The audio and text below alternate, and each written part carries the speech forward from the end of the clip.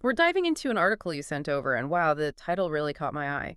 Is your software development a symphony or a cacophony?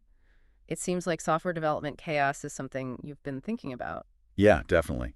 This piece really gets at a problem I think a lot of developers face, like trying to find predictability in a field that's all about, constant innovation.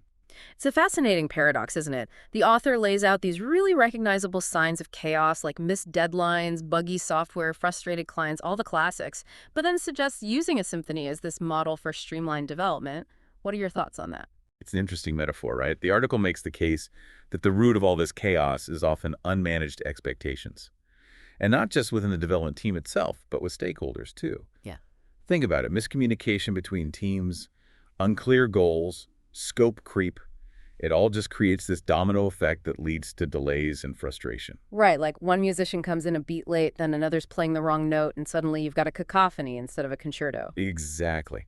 And when you think about a symphony, so much depends on all these intricate, interdependent parts working together in harmony, which leads to the article's main point, this three-part framework for conducting your software development towards success. So how do we actually put this framework into practice? Where do we even begin to, orchestrate this symphony of software development? Well, the article breaks it down into three key areas: trust ownership and managing expectations. And it argues that just like in an orchestra, everything starts with that foundation of trust. Okay, so let's unpack that. In music, it's easy to see how trust is so important, right? Yeah. You've got all these musicians relying on each other's timing, their interpretation, their ability to work together as one unit. Yeah. Exactly.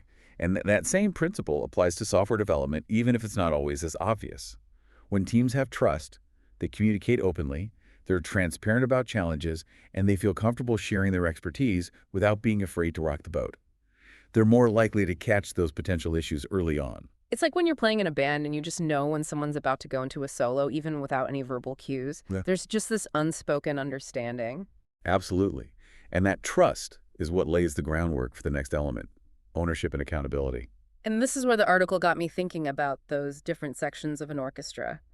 Each one has its own unique parts to master. The violins aren't trying to play the timpani part, right? They own their role in the bigger composition. What a great analogy. Yeah. And in software development, that translates to building a culture where every single team member feels a sense of ownership over their work. They understand how it fits into the big picture, and they're empowered to make decisions within their area. And with that ownership, you naturally get that sense of accountability, too. It's not just about checking a box. It's about taking pride in the outcome and being responsible for the quality of what you contribute to that final product. Exactly. And the sense of ownership is so crucial because it ties directly into that third and maybe the most important element: managing expectations. And this feels especially relevant in software development, where, unlike a traditional symphony, the score isn't always set in stone. Things change, new features pop up, deadlines get moved around. So how do you keep all of that from completely derailing a project? You've hit the nail on the head. It all comes down to setting clear, realistic expectations right from the beginning. Right. And importantly, making sure everyone's on the same page about those expectations. The development team, stakeholders, even the end users. Yeah. It's like the conductor, making sure everyone's looking at the same sheet music. So we're talking about clear communication, well-defined project scopes, and just being upfront about potential obstacles. No surprises, just like a well-rehearsed symphony. Exactly. And being able to adapt when those inevitable changes do come up. Adaptability, that's Yeah. an interesting point. Because in a way, software development needs even more of that than a traditional orchestra does, right? Yeah. With an orchestra, once the curtain goes up, you're kind of stuck with the score you have. That's a really good point. Yeah. And it highlights a key difference. In software development, you have this ability to incorporate feedback and iterate as you go. It's almost like you're working with this living, breathing performance. More like jazz than classical music, then. Exactly. There's that element of improvisation and responsiveness.